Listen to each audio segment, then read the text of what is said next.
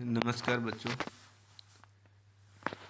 पिछली वीडियो में आपने रीतिकाल की परिस्थितियों के बारे में समझा, तो आइए आज हम रीतिकालीन परिस्थितियों के बारे में प्रवृत्तियों के बारे में अथवा विशेषताओं के बारे में पढ़ेंगे।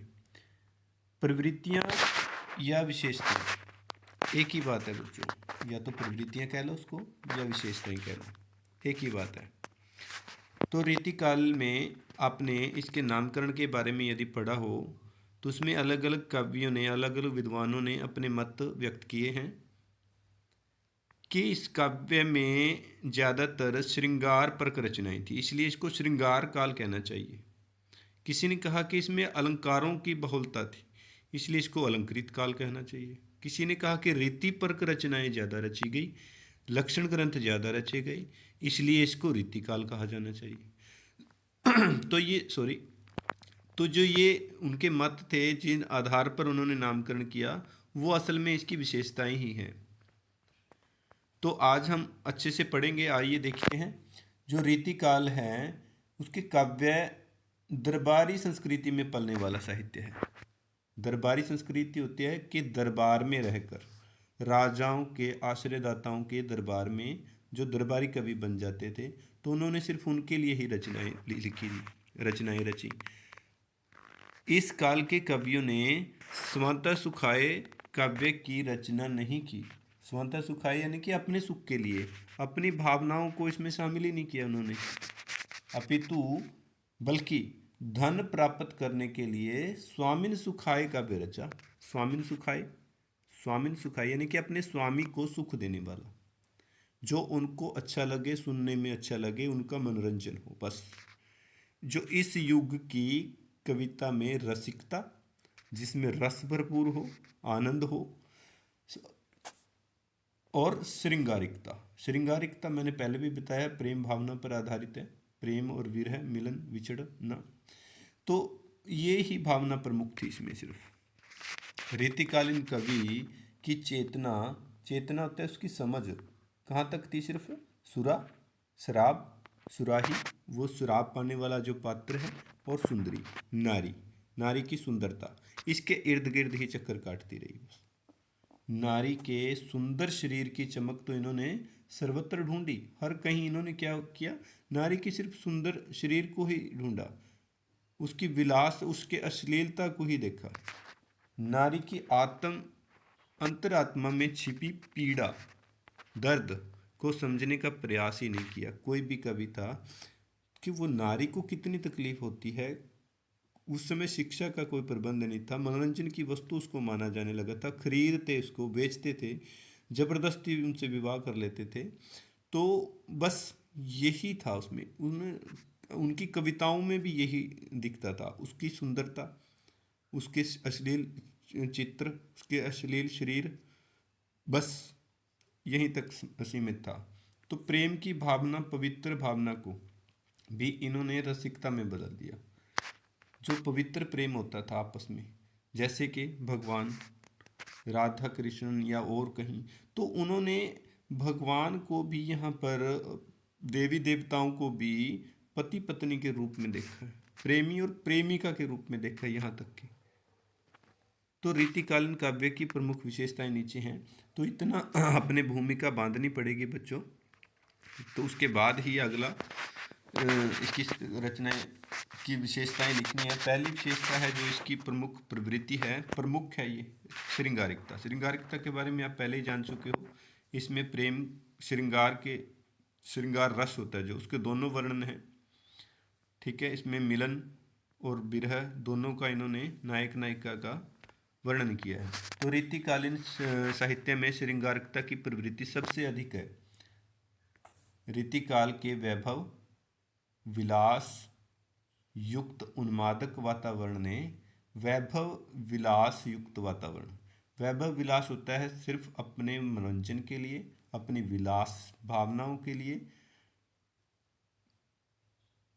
उसको मनोरंजन के रूप में पेश करना। उन्माद होता है नशा, बस उसी में खो जाना। इसी वातावरण में इन्होंने श्रृंगारिकता काव्य लिखने के लिए प्रेरित ही नहीं किया, बल्कि बढ़ावा भी दिया। प्रेरणा तो मिली उनको इसी चीज़ से, क्योंकि हर कहीं ऐसा ही वातावरण था, बल्कि इन्होंने बढ़ावा भी दिया उस चीज़ को कि और भी ऐसी ही रचनाएं की। जैसे रीतिकालीन काव्य में श्रृंगार की दोनों अवस्थाओं, संयोग और वियोग, संयोग होता है मिलन और वियोग होता है बिछड़ना, विरह, तो दोनों ही अवस्थाओं का, हालातों का इन्होंने वर्णन किया है परिस्थिति का। श्रृंगार, संयोग और वियोग, श्रृंगार का सुंदर चित्रण किया है। संयोग श्रृंगार के कुछ चित्र अश्लीलता की सीमा को छू गए हैं। अश्लीलता की सीमा क्या होती है बताओ? अश्लील, नग्न अवस्था में, तो यानी इन्होंने नारी के पूर्णतः अश्लील वर्णन किया है। उनके गुप्त अंगों के बारे में भी अपनी काव्य में इन्होंने उसको दिखाया है, बोला गया है, जिससे कि उनके आश्रयदाता, उनके स्वामी खुश हो जाएं, उनको आनंद आए। ठीक है ना?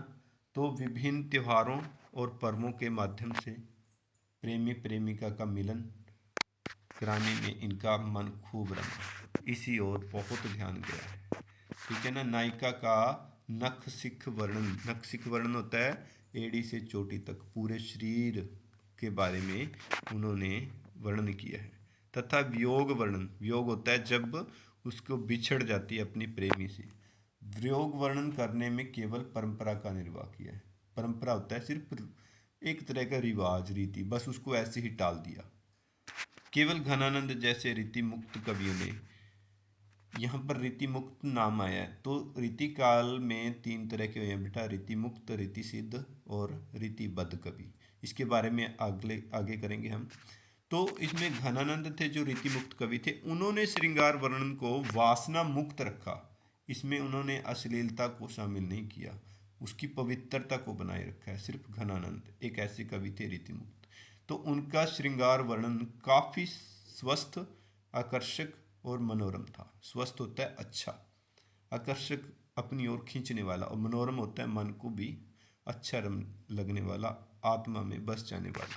तो ये था श्रृंगारिकता। तो हम कह सकते हैं इस काव्य में श्रृंगारिकता की अधिकता थी, श्रृंगार परक रचनाएं रची गई।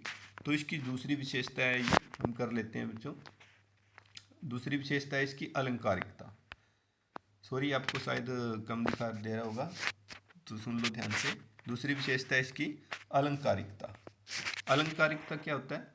अलंकारों का वर्णन। जैसे आपने अलंकार पढ़े होंगे आपके, अलग अलग तरह के, दोहा, चौपाई, ठीक है ना? ये अलंकार, सॉरी दोहा चौपाई ये छंद हैं आपके। जैसे हमने कहे थे श्लेष अलंकार, यमक अलंकार, ठीक है ना, कहे थे ना अनुप्रास अलंकार। तो ये अलंकारिकता, यानी कि इन कविताओं में अलंकारों की भी अधिकता थी। तो रीतिकालीन कवियों की रुचि प्रदर्शन, चमत्कार में अधिक थी। प्रदर्शन करना और अलग अलग नए नए चमत्कार दिखाना, तो वो अलंकार के माध्यम से हो सकता है बच्चों। तो अगर आपने अलंकार वाली वीडियो नहीं देखी, क्या होता है वो काव्य में श्रृंगार रचने के लिए, उसको आकर्षित बनाने के लिए होता है, चमत्कार पैदा करने के लिए होता है। ठीक है, तो ताकि लोग उसको अच्छे से पढ़ें, उसमें रुचि पैदा हो जाए।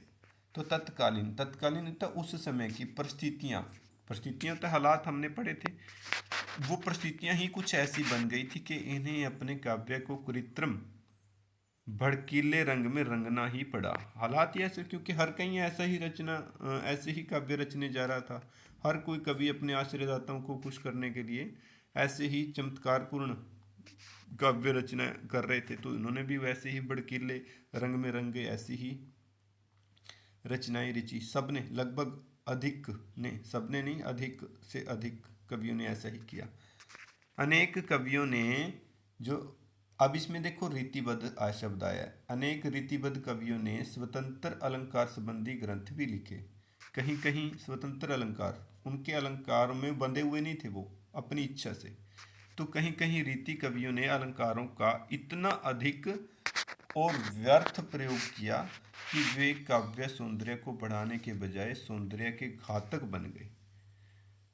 जैसे आपको पता है, एक औरत को अगर श्रृंगार किया जाए तो बड़े सुंदर बनती है वो, गहने अगर उसके शरीर पे हो, लेकिन अगर उसके शरीर को गहनों से इतना लाद दिया जाए कि उसके शरीर दिखे ही ना, मुख दिखना ही बंद हो जाए, तो वहाँ पर वो उसकी सुंदरता के लिए वो गलत होते हैं, घातक खतरनाक साबित हो सकता है, क्योंकि उसकी सुंदरता को वो छुपा देते हैं।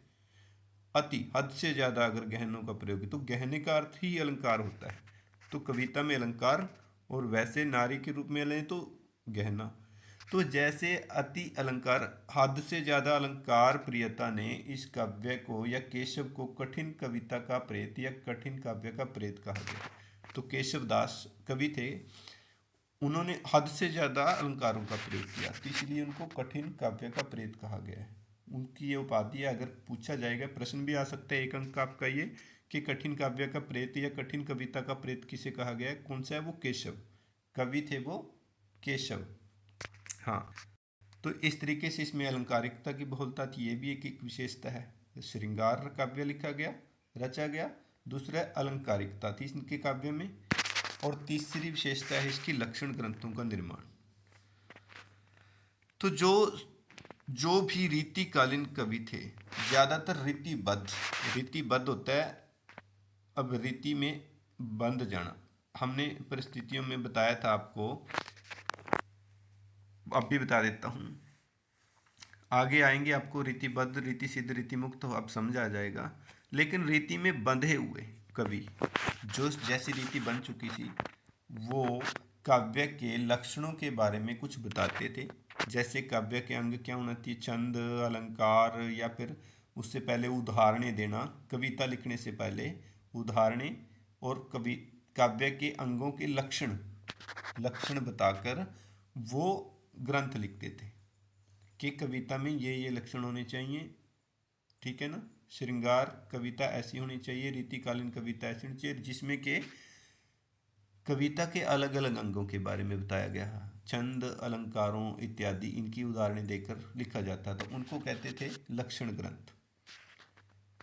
तो रीतिबद्ध थे भी वो कवि जो बंधे हुए थे कि उन्होंने ये लक्षण ग्रंथ लिखने ही लिखने थे। काव्य के अंगों का वर्णन काव्य से पहले, कविता से पहले करना ही करना था।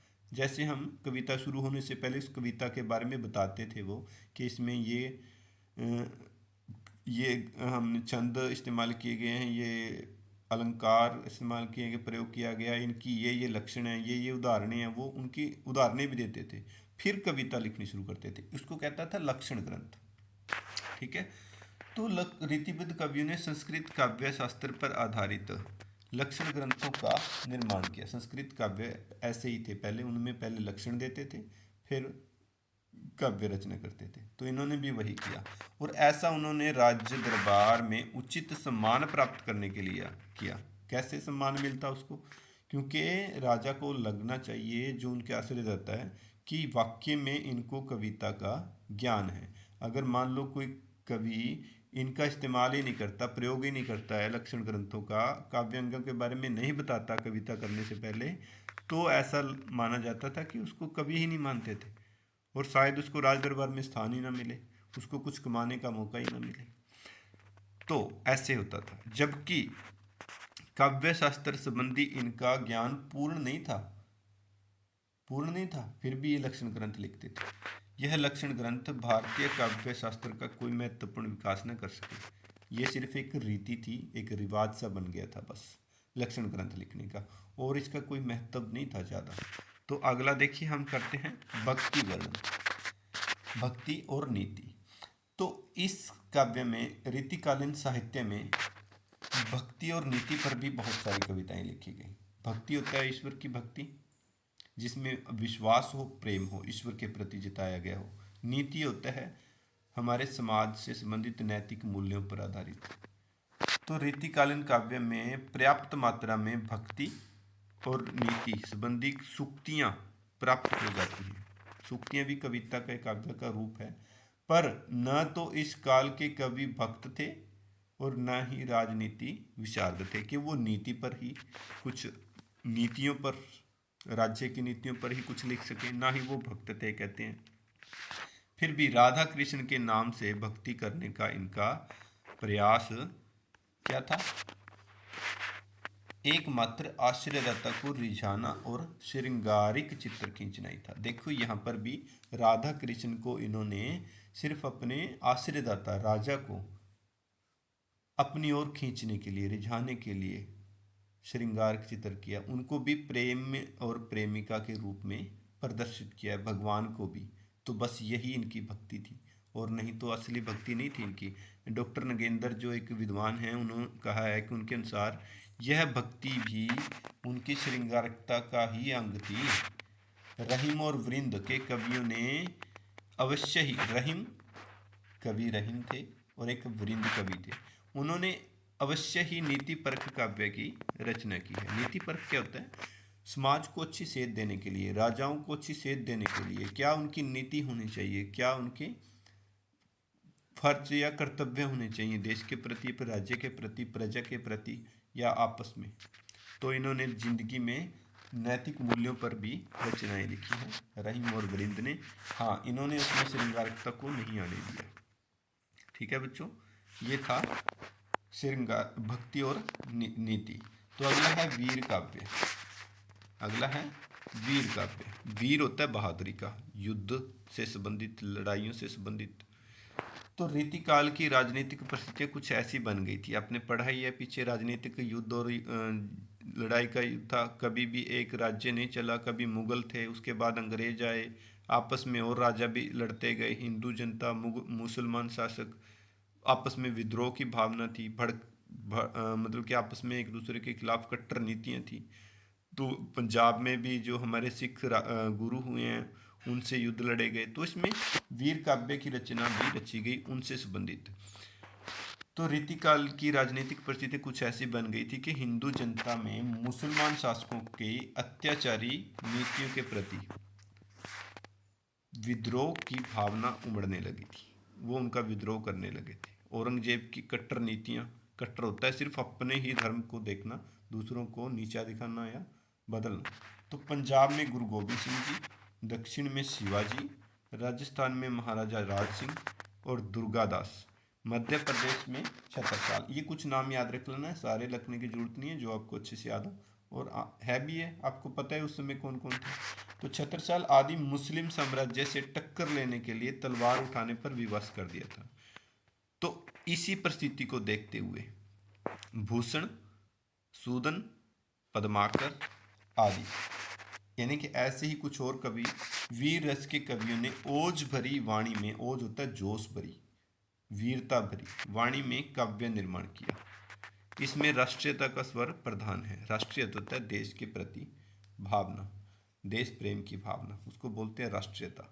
तो इन्होंने, ये 2-3 कवि थे, अच्छी कविताएं लिखी हैं, वीर रस से भरपूर वीर काव्य लिखा है। तो अगला देखिए, नारी चित्रण। नारी का चित्रण, नारी के बारे में क्या लिखा है इन्होंने? ज़्यादातर तो इसी पर आधारित थी। आपको पता है श्रृंगारिकता में नारी का चित्रण किया गया ज़्यादा से ज़्यादा।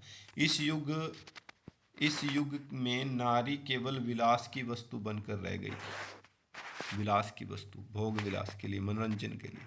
दरबारी कवियों ने नारी के केवल विलासिनी प्रेमिका के चित्र ही प्रस्तुत किए। प्रतियोगिता की भावना के कारण, प्रतियोगिता की भावना क्या, कैसे थी? कंपटीशन की भावना कैसे थी? क्योंकि हर कवि में ये प्रतियोगिता थी आपस में कि जो अच्छा लिखेगा, जो जितना विलासता भरपूर काव्य लिखेगा, वो राजा को पसंद आएगा और उनकी आय बढ़ेगी, उसको ज़्यादा महत्व दिया जाएगा, उसको दरबार में स्थान दिया जाएगा। तो ये प्रतियोगिता थी आपस में कवियों में। तो उस भावना के कारण इस युग के कवि ने नारी के अश्लील, गंदे, विलासात्मक, जिससे विलासता झलकती हो, भड़कीले चित्र प्रस्तुत करने का प्रयास किया। नारी जीवन की अनेक रूपता, अनेक रूपों में को वे नहीं जान पाए, यानी कि उसमें दर्द भी है, पीड़ा भी है, देवी भी है, त्याग की मूर्ति भी है, माँ भी है, ममता भी है। इन रूपों को तो वो जान ही नहीं पाए। सिर्फ नारी के विलासिनी प्रेमिका के रूप में ही प्रस्तुत किया उन्होंने। अश्लीलता को ही दिखाया, विलासता को ही दिखाया, उसके बारे में भड़कीले शब्दों का इस्तेमाल किया, भड़कीले। तो आपको पता ही होगा, समझ रहे होगे बच्चों आप। हाँ, तो आगे देखिए, ब्रज भाषा की भावना आई है इसमें। ब्रज भाषा उस समय ब्रज भाषा पर काफ़ी अधिक जोर दिया गया था। तो रीतिकाल की प्रमुख साहित्यिक भाषा ब्रज है। ब्रज भाषा है जो प्रमुख है। ब्रज भाषा में ही ज़्यादातर काव्य रचे गए, लिखे गए। इस काल में भक्ति काल से भी अधिक, भक्ति काल में भी ब्रज भाषा का बहुत प्रयोग हुआ था, तो उससे भी अधिक इसमें ब्रज भाषा का विकास हुआ। मुसलमान कवियों ने भी इसी भाषा का प्रयोग किया, जबकि उनकी भाषा फारसी थी, उर्दू फारसी थी। फिर भी इन्होंने ज़्यादातर ब्रज भाषा का ही प्रयोग किया। भूषण, देव आदि कवियों ने, भूषण तथा देव आदि कवियों ने क्या किया है, देखिए, अपनी इच्छा से इस भाषा के शब्दों को तोड़ा मरोड़ा, यानी कि उस समय की जो भाषा थी उस हिसाब से इन्होंने उसको उसमें बदलाव किए। किंतु रसखान, घनानंद आदि की भाषा परिनिष्ठित है, वो प्योर है, उसमें कोई बदलाव नहीं हुआ। बिहारी की भाषा टकसाली कही जाती है, टकसाली भाषा, इसमें इनसे अलग था बिहारी की रचनाएं। उसके बारे में आप अगर बिहारी के बारे में आगे पढ़ेंगे आपको और क्लियर हो जाएगा। टकसाली भाषा होती है शुद्ध भाषा। वस्तुतः हम कह सकते हैं कि रीतिकाल कवित्व की दृष्टि से अत्यंत महत्वपूर्ण है। तो कवित्व की दृष्टि से, कवि और कविताओं के दृष्टि से ये महत्वपूर्ण काल कहा जा सकता है। रचनाएं बहुत लिखी गई, साहित्य बहुत रचा गया, तो इसका ऐतिहासिक और साहित्यिक महत्व सर्वमान्य है, हर कहीं मान्य है। ऐतिहासिक भी, इतिहास के बारे में भी, और साहित्यिक के बारे में, साहित्यिक महत्व, तो हमारे इतिहास में भी इसका बड़ा महत्व है और साहित्य में बड़ा महत्व है। तो ये था हमारा रीतिकालीन प्रवृत्तियाँ या विशेषताएं। तो आइए आगे हम थोड़ा आपको जो रीतिकाल के प्रमुख 3 अंग थे उसके बारे में थोड़ा जानेंगे। एक तो था रीति सिद्ध, एक था रीति मुक्त और एक था रीतिबद्ध। तो अगर हम इसमें अंतर करेंगे तो आपको पता चल जाएगा बच्चों। देखिए, पहले एक बात को जान लेना आवश्यक है। रीति या लक्षण ग्रंथ क्या थे? रीति होता है रिवाज, एक तरीके से रिवाज चल पड़ना। जैसे हम कह सकते हैं आगे से आगे सिर्फ उसी पर, मान लो एक बच्चा दीवार फांद के निकल रहा है, तो अगले ने अगर कहीं जाना है तो वो भी दीवार फांद के जाएगा, तीसरे ने अगर वहाँ जाना है तो भी वो दीवार फांद के जाएगा। ऐसे नहीं कि वो रास्ता बनाएंगे गेट से, नहीं, उन्होंने एक ऐसी ही रीति बना ली थी कि हर कवि अगर काव्य रचना करेगा, वो कविता लिखेगा, कोई भी काव्य रचेगा, तो उससे पहले वो उस काव्य के अंगों के बारे में बताएगा, उसके लक्षणों के बारे में लिखेगा, फिर वो काव्य रचेगा। वो उनको कहते थे काव्य के लक्षण ग्रंथ। उसके काव्य के अंगों के बारे में उदाहरणों सहित समझाना, उसके छंद अलंकारों का, किन अलंकारों का प्रयोग हुआ है और उनकी क्या क्या लक्षण है, उनके बारे में समझाना, बताना अपने पुस्तक में, अपने काव्य रचना में, अपनी कविता से पहले। तो उसको कहते हैं रीति ग्रंथ, लक्षण ग्रंथ, काव्य के अंग। ठीक है, समझ आ गई ना बच्चों? तो इस हिसाब से जो इसको पूर्ण मानने वाले थे, इस रीति पर पूरे चलने वाले थे, उसको कहा गया रीतिबद्ध। बद्ध होता है उस पर बंधे हुए, रीतिबद्ध, उस पर ही चलना, वो ऐसा करते ही करते थे। और दूसरा था रीति मुक्त। रीति मुक्त मतलब कि वो इसको बिल्कुल नहीं मानते थे, वो अपने हिसाब से मुक्त कवि रचनाएं लिखते थे, उन्होंने कोई लक्षण ग्रंथ नहीं लिखे, कोई उदाहरण नहीं दी काव्य के अंगों के बारे में। और तीसरा था रीति सिद्ध, जिसको रीति के बारे में, कविता के बारे में, उसके अंगों के बारे में, लक्षणों के बारे में पता तो था, लेकिन उन्होंने इसको अपनाना जरूरी नहीं समझा।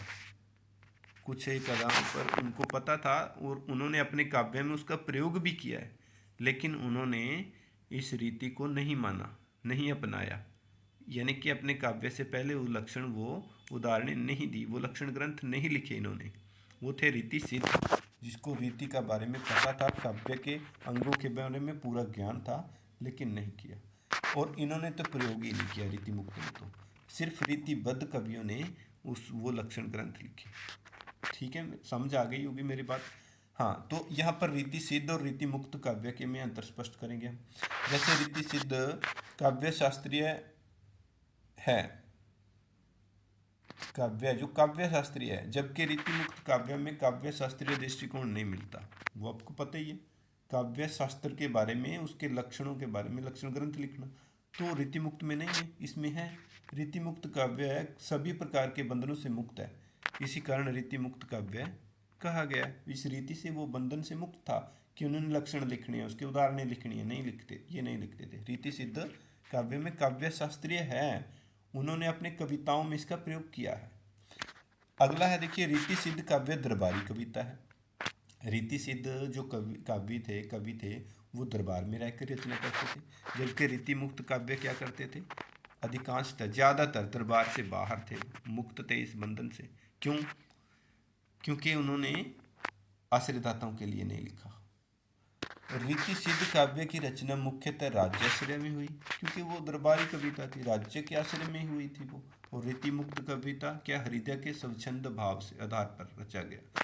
वो अपने उनके कवियों के दिल में जो था उन्होंने खूब लिखा, उसके ऊपर ही लिखा। उन्होंने राज्य के आश्रय में रहकर राज्य को खुश करने के लिए नहीं लिखा। ठीक है ना। रीति सिद्ध काव्य का उद्देश्य प्रांतः सुखाए, प्रांतः होता है जिसके आश्रय में, यानी कि दूसरों को, पर प्रांतः होता है दूसरों को खुश करने के लिए ही उन्होंने काव्य रचना की। जबकि रीति मुक्त काव्य थी जो, वो स्वांतः सुखाए, यानी कि अपने मन को खुश करने के लिए, खुद को खुश करने के लिए उन्होंने काव्य रचना की। ठीक है, आगे देखिए, रीतिबद्ध काव्य का भाव पक्ष गौण है। भाव होता है भावना का उसमें होना, आत्मीयता का, अंतरात्मा को अपनी को उजागर करना, वो गौण है, दिखाई नहीं देता।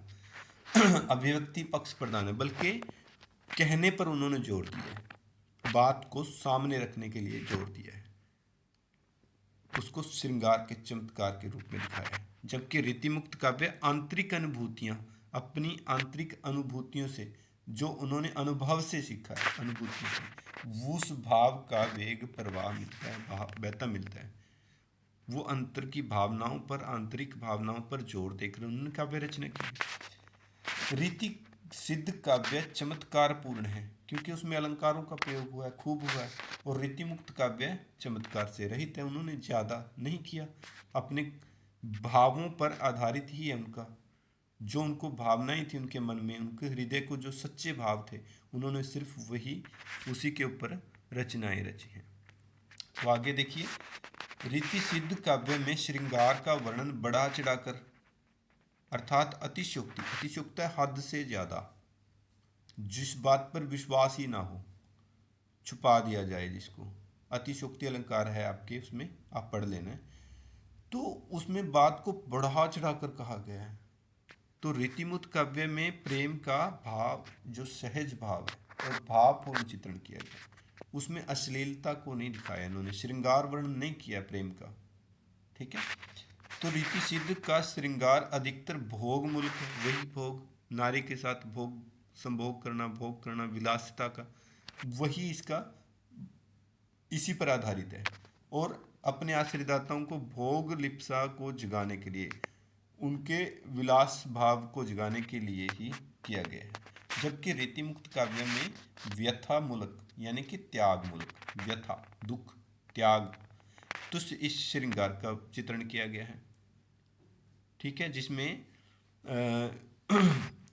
अपने भावों का वर्णन किया गया है, सच्चे प्रेम का वर्णन किया गया है। तो रीति मुक्त काव्य में जो वर्णित है, संयोग, मिलन में भी पीड़ा की अनुभूति बहती रहती है। जैसे मान लो राम और भरत का मिलन है, या फिर कृष्ण और मीरा का मिलन है, उसमें भी कहते हैं कि पीड़ा दिखाई गई है। जबकि रीति सिद्ध या रीतिबद्ध काव्य में उसको अश्लीलता का जामा पहनाया गया है। शायद इसका कारण यह हो कि अधिकांश रीतिमुक्त कवि जो जीवन में प्रेम से पीड़ित रहे हैं, उनका वर्णन प्रत्यक्ष अनुभूति का विषय है, जो उन्होंने महसूस किया, अनुभव किया, जिंदगी में जो उनका अनुभव रहा है, सिर्फ उसी को किया। क्योंकि वो ज़्यादातर कवि कहते हैं प्रेम में दुख ही भोगा है उन्होंने, तो इसलिए उस दुख का, उस पीड़ा का ही वर्णन किया है उन्होंने। यही कारण है कि रीतिमुक्त कवियों की अभिव्यक्ति जो उन्होंने स्पष्ट पेश किया है, प्रकट किया है, वो अभिव्यक्ति होती है अधिक मर्मस्पर्शी बन पड़ी है। मर्मस्पर्शी, हृदय को छूने वाली, पीड़ा को, दर्द को महसूस करने वाली। इससे आगे देखिए बच्चों, रीति सिद्ध कवियों की भाषा आडंबर पूर्ण है। आडंबर होता है उसमें दिखावा है, छल है, कपट है, सिर्फ दिखावे की मात्र है। जबकि रीति मुक्त कवियों की भाषा प्रवाहपूर्ण है, शुद्ध है, उसमें प्रवाह है, आगे बढ़ती है, स्वाभाविक भी है। स्वाभाविक मतलब कि आम भाषा है, होनी ही ऐसी चाहिए। इसका कारण वो सहज है, आसानी से समझ आने वाली है। जबकि रीति सिद्ध कवियों की आडंबर पूर्ण होने के कारण उसमें शब्दावली है जो कठिन है, वो समझ नहीं आती आसानी से। तो रीति सिद्ध कवि की अपेक्षा कलाकार अधिक हैं। कवि की तुलना में, अपेक्षा में कलाकार अधिक हैं। उन्होंने अपनी कला का प्रदर्शन किया है। कला मतलब आर्ट, यानी कि उन्होंने अपने जो काव्य में लक्षणों के उदाहरणों के रूप में चंद अलंकारों का प्रयोग ज़्यादा किया है, उसको सजाने का प्रयत्न किया है। कविता को भावना नहीं उसमें ज़्यादा थी, बल्कि उसमें सजावट ज़्यादा थी। ऐसे ऐसे शब्दावली रचना, तुकबंदी करना, उसमें अलंकारों का, छंदों का प्रयोग करके उसको सजाना, अच्छे से पेश करना, कलाकार जैसे जैसे कलाकार अच्छे चित्र को प्रस्तुत करते हैं। लेकिन रीतिमुक्त काव्य भावुक कवि थे, अपनी भावनाओं को उन्होंने प्रदर्शित किया। तो मेरे ख्याल से आपको समझ आ गया होगा कि रीति सिद्ध कविता की जो दरबारी थी या श्रृंगारकता पर आधारित थी, वो आश्रयदाताओं के रूप में लिखी गई, चमत्कारपूर्ण थी, श्रृंगार को बढ़ा चढ़ाकर बताया गया है। उसमें ज़्यादातर भोग विलास के रूप में उसको प्रस्तुत किया गया है। और इनकी भाषा भी आडंबरपूर्ण थी, कठिन थी, ठीक है ना। और ये ज़्यादातर कलाकार के रूप में सामने आए, कवि कम और कलाकार ज़्यादा थे। तो उल्टा रीतिमुक्त काव्य थी जो वो क्या थे बेटा, वो सभी प्रकार के बंधनों से मुक्त थे। उन्होंने कोई रीति ग्रंथ नहीं लिखे, कोई रीति के ऊपर नहीं चले। वो किसी दरबार में रहकर उन्होंने किया है, अपने हृदय के भावों को खुलकर प्रस्तुत किया है, ठीक है ना। और अपनी अंतर की भावनाओं को, अनुभूतियों को, इसको सामने रखकर प्रेम में भी उन्होंने पीड़ा को देखा है, उसी का वर्णन किया है।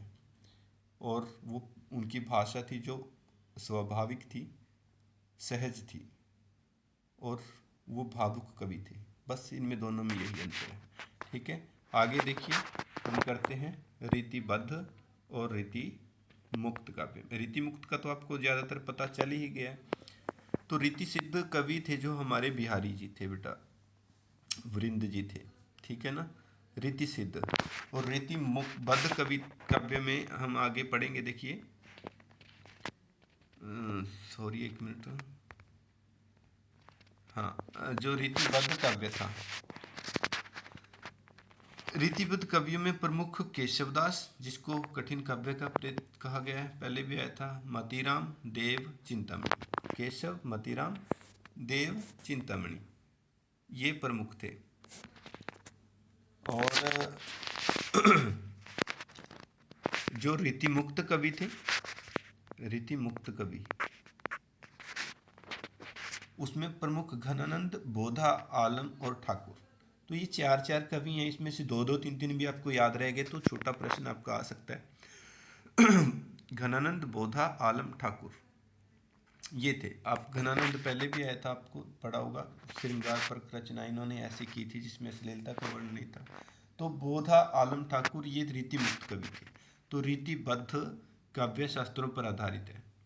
जो रीति सिद्ध थे वो रीतिबद्ध भी थे, ये तो बंधे हुए थे, ये तो पक्का ही करेंगे उसमें।